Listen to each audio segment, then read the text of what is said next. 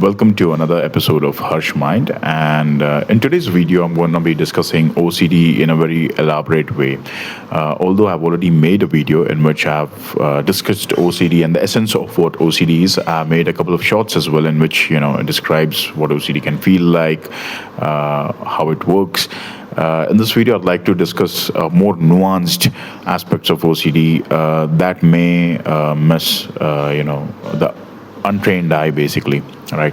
So, number one, right, when it comes to obsessive compulsive disorder, the most daunting part of OCD is, in fact, the intrusive thoughts.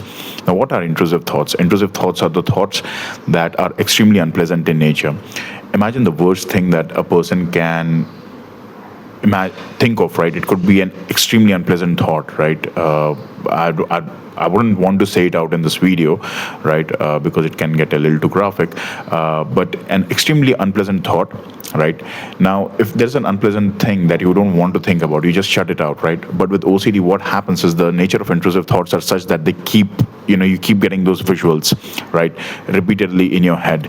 And it becomes very hard for the person to shut it out, right? And in order to mitigate or in order to avoid those thoughts, they engage in rituals, right? And these rituals may or may not, they just bring in temporary relief, right? They may have a mental ritual, they may have a physical ritual, it could be ritual of some kind, right? That is the compulsion part of it. That is what we call compulsion, right? It could be a physical compulsion or a mental compulsion, right? It could be counting, it could be a silent prayer in your mind, it could be doing something physically, right? Switching off, taking a switch and turning it off and on 1 to 3 times, whatever it is. You might have seen some of these classic depictions as well of OCD, where a person has to walk on certain blocks, okay, without touching the line, etc., etc. These are the physical manifestations of these compulsions.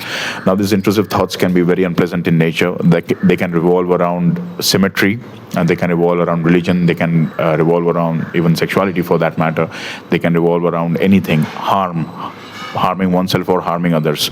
And it can get very difficult for the person to manage them, especially some of the theme of the themes, right, can be very unpleasant, right? They can be absolutely gross, and the person doesn't want to even think about them, but they can't help but think about them. Such is the nature of.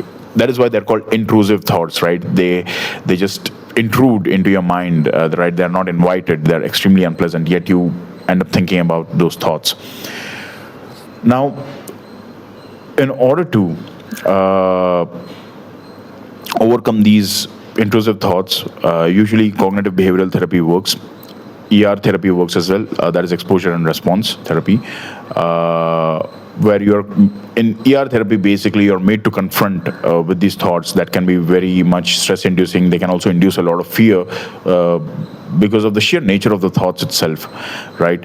And the only way to actually start to manage OCD and start to, come out of it is by attending therapies. Therapies do really work.